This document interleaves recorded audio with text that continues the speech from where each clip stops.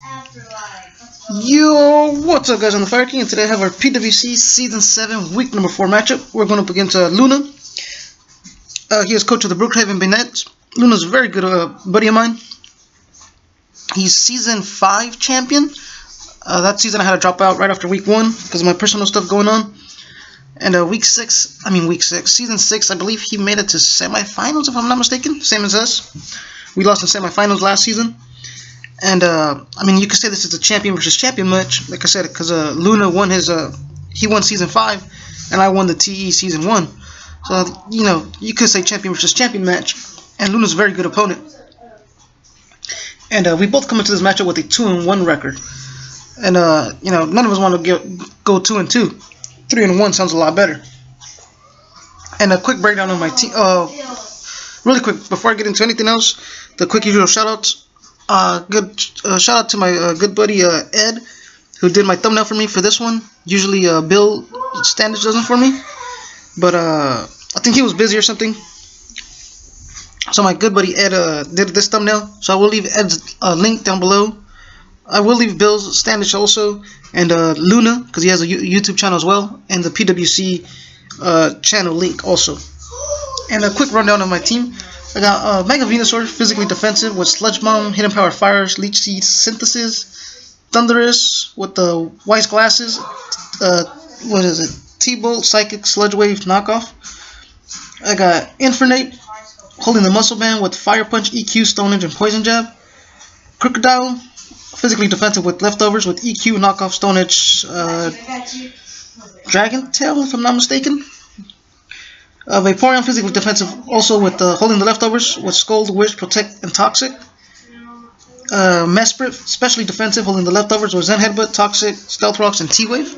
And Luna brought his Bravery, Hunkelder, Nidoking, Frost Slash, Darmanitan, and Kartana.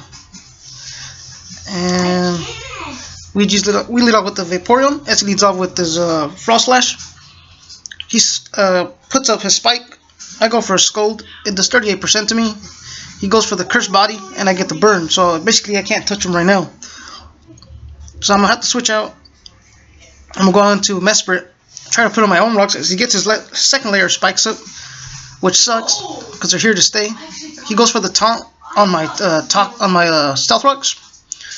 So good play on Luna. Like I said, he's a good opponent. And here he sets up his third layer of Spikes. Like I said, they're here to stay. I go for a Zen Headbutt.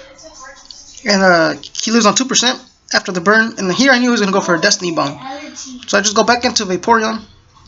Take the spike damage as he goes for the Destiny Bomb. I call that one. And he dies to burn. That's a kill for Vaporeon. As he goes down to his Conk, he goes for the Ice Punch. Probably expecting, I don't know, maybe Croak or Thunders. And I just go for the Toxic because like I said, I haven't touched the Conk yet, so I don't know what he does. He could be Flame Orb, he could be a Soul Vest. So I'd rather him get Toxic than him be burned. That way the Toxic damage starts racking up. And so that's exactly what I do. I go for a Protect here, just scouting, as he shows the Facade. And there you go, the Toxic. He takes a little bit of Toxic damage. Here he goes for another Facade. I'm just going to throw up a Wish. And here he knows I was going to click Protect. And I wanted to go for Scold to hit something on the switch in.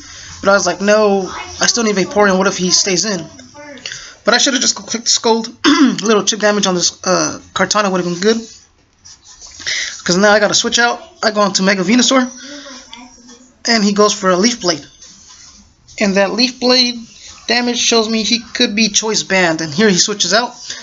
As I click Synthesis. Again, I should have clicked the, I don't know, maybe Hidden Power Fire, because I did have it. Even though he switched out, I would have got a little bit of chip damage on the Darmanitan. I go on to Vaporeon as he goes for a Flare Blitz, and that damage shows me it is Choice Banded, Adamant Choice Banded Darmanitan. So here I go for Protect.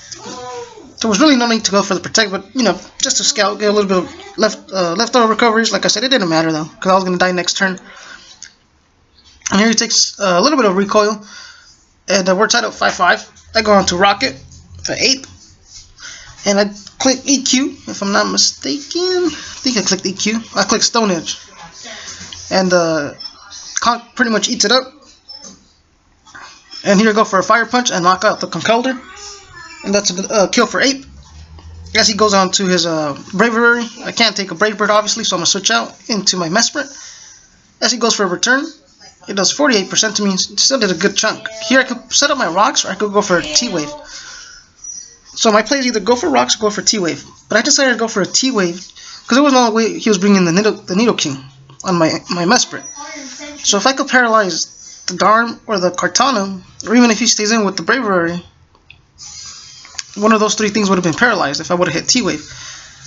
So I clicked T-Wave, and I don't regret the play, because, you know, like I said, it could have paralyzed one of his big threats, but the rocks would have been good too. And here I switch on to my Ape and to my Kronk, get the Intimidate drop. He goes for the U-turn, and here he goes on to Nidoking. Obviously I can't stay in, I don't want to take an Ice Beam, so I'm going to switch out back into Mesprit. As he goes for the Ice Beam, did 29% to me, and here he goes for a Sludge Wave and knocks me out. So he showed me he could switch moves, so he's a Sheer Force Life Orb. I go into Rocket, I take the spike damage, and here I click, what did I click? Fire Punch, if I'm not mistaken? Yep, Fire Punch. And that's another kill for Ape. We're up 4-3. Infernape the Rocket, man, this guy's putting in work. He goes out back into the Bravery, so the rocks would have been good at this point. He goes for the Brave Bird. I pretty much just sacked my Mega Venusaur there, so I can get a free switch into my Thundy. I'm not affected by the spikes. And here on click T-Bolt, if I'm not mistaken. Something's going down. He could have gone to Nidoking, but then I would have just gone for Psychic. So I go for T-Bolt, and then I go for Psychic, knocking out the Darm. Just in case he wanted to, for some reason, keep the Darmanitan for a sack.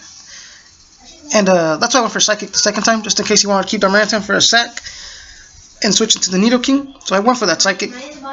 But he left Darmanitan in, which was the right play. Here I switch out, and I go into my Samoa Joe Crook, just sacking it. As he goes for the Ice Beam and he knocks me out. But now I could go back into 8.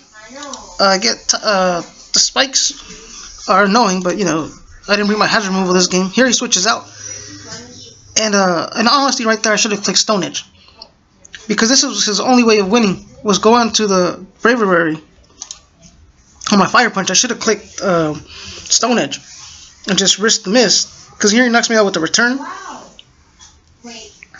And here I go to AJ Styles, a phenomenal one. He goes for a return. I live on 11. I click Psychic. I get a crit.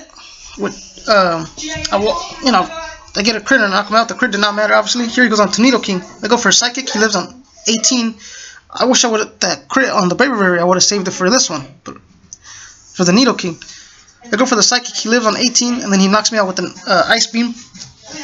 And that is GG to my good buddy Luna. So now we are 2-2 with a +2 differential. And we came into this game second place in our division. And after this week, week 4, we're still in second place in our division with a 2-2 record and a +2 differential. But that last play, when it was Ape against Nidoking, I should have just clicked the Stone Edge. And if I would have hit the Bravery, would have gone down, he would have gone to Nidoking. I would have hit the Nidoking with anything, you know, either a Fire Punch or an EQ. And I just needed that extra little chip damage. He would have knocked out my Infernape with like an Earth Power or whatever. And then I would have gone to Thundurus, Psychic it, and then I would have won. But that's hindsight 2020. Like I said, this was a very good game. Like I said, we're still 2-2 with a +2 differential, second place in our division. And Vaporeon right here picked up 1 kill, Ape picked up 2, and Thundurus picked up 2. And Thundurus leads our team in kills with 7, and then Infernape is right behind him with 6 kills. So Thundurus and Infernape putting in work. And that's about it. And with that said, I will see you guys next week. Later.